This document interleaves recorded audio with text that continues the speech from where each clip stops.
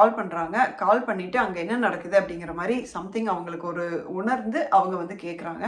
உடனே தர்ஷினி வந்து சொல்கிறாங்க, கிட்ட இருந்து இந்த ஊதுபத்தி வாசனை மாதிரி வந்தது. நான் வந்து சரி அது ரேண்டமாக வருது அப்படிங்கிற மாதிரி நினச்சிட்டு நான் அதை வந்து கண்டுக்கலைங்க. எனக்கு சீரியஸாகவே எனக்கு தெரியல அப்படின்னு. ரோஸ் வந்து நான் இந்த என்னோட பூஜை அறையில் நான் வைக்காத ரோஸ் அப்படின்னு சொல்கிறாரு. எனக்கு அவர் அது சொன்னதுக்கப்புறமா எனக்கு இன்னும் ஷாக் ஆயிடுச்சு. என்ன ஏன் இந்த மாதிரி ஒரு வித்தியாசமான ஒரு வினோதமான லீலைகள் எதுக்கு பண்ணுறாருன்னு தெரியலையே. இது சாயிராம், நான் அனிதா பேசுகிறேன் யூகேலேருந்து. எல்லோரும் எப்படி இருக்கீங்க? இன்றைக்கி வந்து பாபா மிராக்கிள் வீடியோ.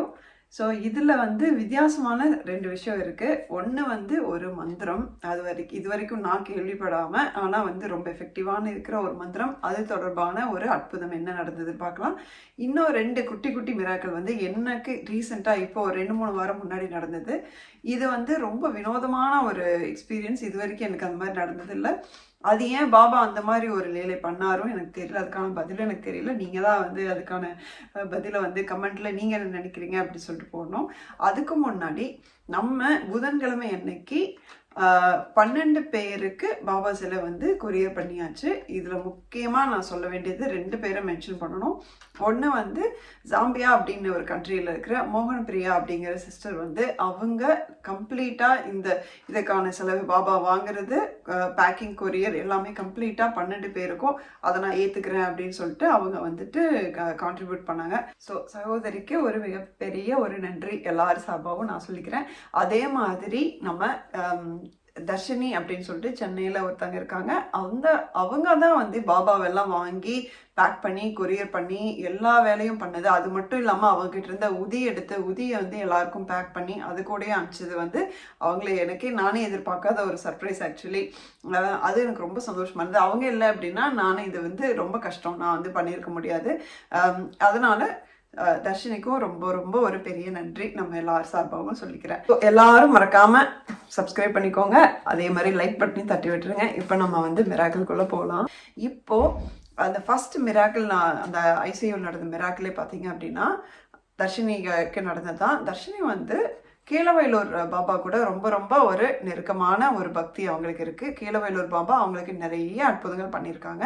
அதில் வந்து சின்னதாக ஒரு விஷயம் இது. கீழவயலூரில் மேபி உங்களுக்கு ஆல்ரெடி உங்களுக்கு தெரிஞ்சிருந்து அப்படின்னா அங்கே குருஜி இருக்காங்க. தர்ஷினிக்கும் அவங்க தான் குரு ஆக்சுவலி. ஸோ அவங்க கைடன்ஸ் படி தான் தர்ஷினி வந்து அவங்களோட ஸ்பிரிச்சுவல் ஜேர்னி இப்போ அவங்களுக்கு போயிட்டுருக்கு. இப்போது தர்ஷினிக்கு என்னன்னா அவங்க ஃப்ரெண்டு இவங்கெல்லாம் ஹாஸ்டலில் இருக்காங்க. அவங்க ஃப்ரெண்டுக்கு வந்து திடீர்னு ரொம்ப உடம்பு சரியில்லாமல் போயிடுது. அவங்களுக்கு கிட்டத்தட்ட 40 வாட்டி வந்து டைரி ஆகுது. அப்படின்னா யோசிச்சு பாருங்க, அவங்களோட கண்டிஷன் வந்து எமர்ஜென்சிக்கு போயிடுது. அப்போ அவங்க ஐசியூவில் அட்மிட் பண்ணுறாங்க. இவங்களும் வந்து அவங்க பேரண்ட்ஸுக்கு கால் பண்ணி உடனே வர சொல்கிறாங்க. ஏன்னா சுச்சுவேஷன் ரொம்ப மோசமாயிட்டு இருக்கு. எப்படின்னா அவங்களுக்கு யூரின் போகலை, ஸோ கிட்னி ஃபெயிலியருக்கு ஆன டெஸ்ட்டு எல்லாமே பண்ணிட்டு இருக்காங்க. நிறைய கிட்னி ஃபெயிலியர் சான்ஸ் இருக்குது அப்படின்னு சொல்லிட்டு ப்ரெடிக்ட் பண்ணுறாங்க. இது மாதிரி அவங்க சுச்சுவேஷன் மோசமாயிட்டே போகுது. ஸோ ஐசியூ வைக்கிறாங்க. அவங்க பேரண்ட்ஸும் நெக்ஸ்ட் டே கிளம்பி வராங்க. தர்ஷினியும் அடுத்த நாள் காலையில் வந்து ரூம்ல இருந்து ஹாஸ்பிட்டல் போயிட்டு இருக்காங்க.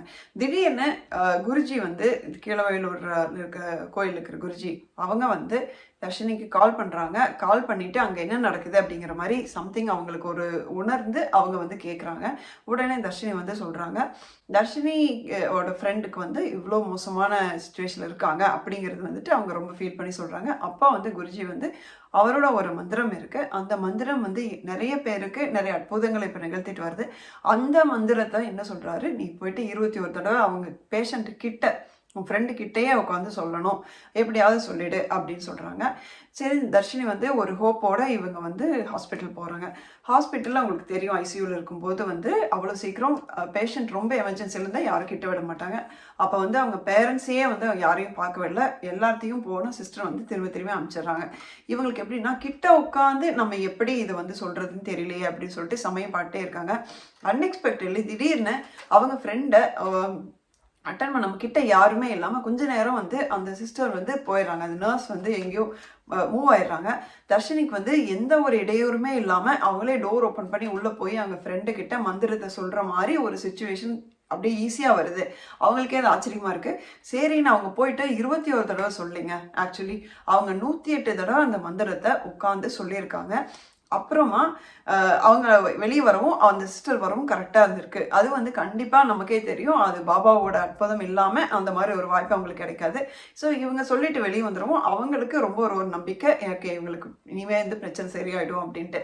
பார்த்தீங்கன்னா அவங்களுக்கு அவங்க ஃப்ரெண்டுக்கு எல்லா டெஸ்ட்டும் எடுக்கிறாங்க, டெஸ்ட் ரிசல்ட்டும் வருது. ரிசல்ட் வரும்போது பார்த்தீங்கன்னா ஒரு டெஸ்ட்டில் கூட ஒரு பிரச்சனை கூட இல்லை அப்படின்ட்டு வருது. எந்த பிரச்சனையுமே இல்லை, சாதாரண ஃபுட் பாய்சன் தான், இது வந்து ஒரு பெரிய ப்ராப்ளம் இல்லைன்னு சொல்லிட்டு அப்படியே அவங்களோட ப்ராப்ளம் உடனே சடனாக செட்டில் ஆயிடுது, அவங்களும் ரிகவர் ஆகிட்டாங்க. கீழே காட்டுறேன், ஒருவேளை இது உங்களுக்கு முன்னாடி தெரியல அப்படின்னா நீங்கள் மெடிடேட் பண்ணுறதுக்கு இல்லைன்னா டெய்லியும் வந்து நீங்கள் காலையில் 108 தடவை சாயந்தரம் 108 தடவை இதை சொல்லி நீங்கள் வந்து ப்ராக்டிஸ் பண்ணலாம். நான் உங்களுக்கு டிஸ்பிளேல கொடுக்குறேன். இந்த மந்திரம் ஓம் சித்தநாத சிவஜோதியே போற்றி, இதுவே நீங்கள் திரும்ப திரும்ப 108 தடவை சொல்லணும். நம்ம எல்லாத்துக்கும் கண்டிப்பாக யூஸ்ஃபுல்லாக இருக்கும் அப்படின்னு நான் நினைக்கிறேன். இப்போது எனக்கு நடந்த மிராக்கிள் அதுக்கு போகலாம். இது வந்து ஒரு வித்தியாசமான அனுபவங்க. ஆக்சுவலி இங்கே வந்து யூகேல பின்னாடி கார்டனில் எனக்கு 2 ரோஸ் செடி இருக்குது. ஒன்று பார்த்தீங்கன்னா எல்லோ கலர், இன்னும் பார்த்தீங்கன்னா பிங்க் வித் எல்லோ. ஸோ இப்போ தான் ரோஸ் சீசன், இப்போ இந்த ஒரு 2-3 வீக்ஸ் முன்னாடி தான் ஸ்டார்ட் ஆச்சு. ஸோ 2 ரோஸ் செடியுமே மொக்கு விட்டு பூ வர ஆரம்பிச்சிது. ஸோ இந்த செடியில் எல்லோ செடியிலேருந்து ஒரு 2-3 பூ ஒட்டுக்கா வந்துச்சு.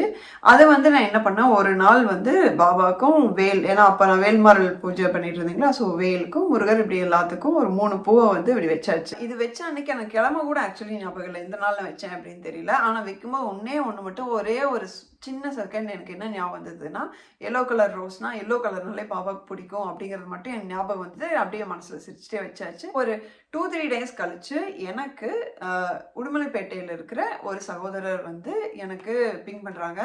பிங் பண்ணிட்டு எனக்கு அவர் வந்து பார்த்தீங்கன்னா ஸ்பிரிச்சுவாலிட்டியில் பாபா கூட ரொம்ப ரொம்ப நெருங்கிய ஒரு பந்தம் அவருக்கு. எப்படின்னா பாபா கூட டெய்லியும் பேசுவார், அவர் வீட்டில் வந்து தினசரி அற்புதங்கள் நடக்கும். அந்த மாதிரி அவங்க கூட வந்து எனக்கு ஒரு கனெக்ஷன் நம்ம சேனல் வழியாக கிடச்சிது. ஸோ அவர் வந்து எனக்கு பிங் பண்ணுறாரு. பிங் பண்ணிவிட்டு, சாய்ராம் இப்போ வந்து எனக்கு பாபா ஒன்று உணர்த்தினாரு, அது நீங்கள் தான் நினைக்கிறேன், எனக்கு சொல்லுங்கள் அப்படின்னு சொன்னார். என்னங்க அப்படின்னு கேட்டதுக்கு, நான் வந்து ஆரஞ்சு கலர் ட்ரெஸ் போட்டிருக்கேன், ஆரஞ்சு கலர் ட்ரெஸ் போட்டிருக்கும் போது எனக்கு எல்லோ கலரில் ஒரு ரோஸ் வந்து அவங்க வச்சாங்க. அன்னைக்கு அவங்க வீட்டில் நான் வாசனையாக போனேன், ஆனால் அவங்களால கண்டுபிடிக்க முடியல அப்படின்னு சொல்லிட்டு பாபா சொல்லியிருக்காரு. இவருக்கு இது எப்படின்னு தெரியல, அவருக்கு ஏன் ஞாபகம் வந்திருக்கு. ஒரு 2-3 நாள் கழிச்சு எனக்கு பிங் பண்ணுறாரு, இது மாதிரி நீங்கள் ஏதோ ஒரு நாள் எல்லோ கலர் ரோஸ் வச்ச அன்னைக்கு உங்களுக்கு இந்த மாதிரி ஏதாவது நடந்துச்சா, எனக்கு வந்து அது நீங்கள் தான் தோணுது, பாபா வந்து பேர் சொல்லலை, ஆனால் எனக்கு வந்து அது நீங்கள் தான் அப்படின்னு தோணுது அப்படின்னு சொல்லி சொன்னார். நான் சொன்னேன், எல்லோ கலர் ரோஸ் வச்சேங்க, எனக்கு அதே மாதிரி போன வாரம் ஒரு நாள் கிச்சனில் சம்மந்தம் இல்லாமல் ஒரு இடத்துல ஹீட்டர் கிட்ட இருந்து இந்த ஊதுபத்தி வாசனை மாதிரி வந்தது. நான் வந்து சரி அது ரேண்டமாக வருது அப்படிங்கிற மாதிரி நினச்சிட்டு நான் அதை வந்து கண்டுக்கலைங்க, எனக்கு சீரியஸாகவே எனக்கு தெரியல அப்படின்னு. உடனே அவர் வந்துட்டு அது அப்போ மோஸ்ட்லி பாபாவாக இருக்கும், உங்களுக்கு தெரியல அப்படிங்கிறதுனால வந்து அவர் எங்கிட்ட வந்து சொல்லியிருக்காருன்னு நினைக்கிறேன். ஃபர்தராக அவர் ஏதாவது எங்கிட்ட கம்யூனிகேட் பண்ணார்னா உங்களுக்கு நான் சொல்கிறேன் அப்படின்னு சொல்லிட்டு சொன்னார்.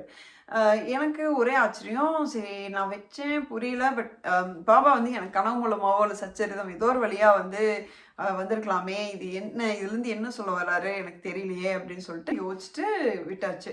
எனக்கு அதுக்கு மேலே சீரியஸாக என்ன திங்க் பண்ணுறதுன்னு எனக்கு தெரியல. அப்போது அடுத்தது இன்னொரு ரோஸு, நெக்ஸ்ட் வீக் அதுக்கு அடுத்து வர வியாழக்கிழமை இன்னொரு ரோஸில் வந்துட்டு பார்த்தீங்கன்னா கிட்டத்தட்ட ஒரு திங்கட்கிழமை செவ்வாய்க்கிழமையே ஒரு ரோஸ் பூத்தாச்சு.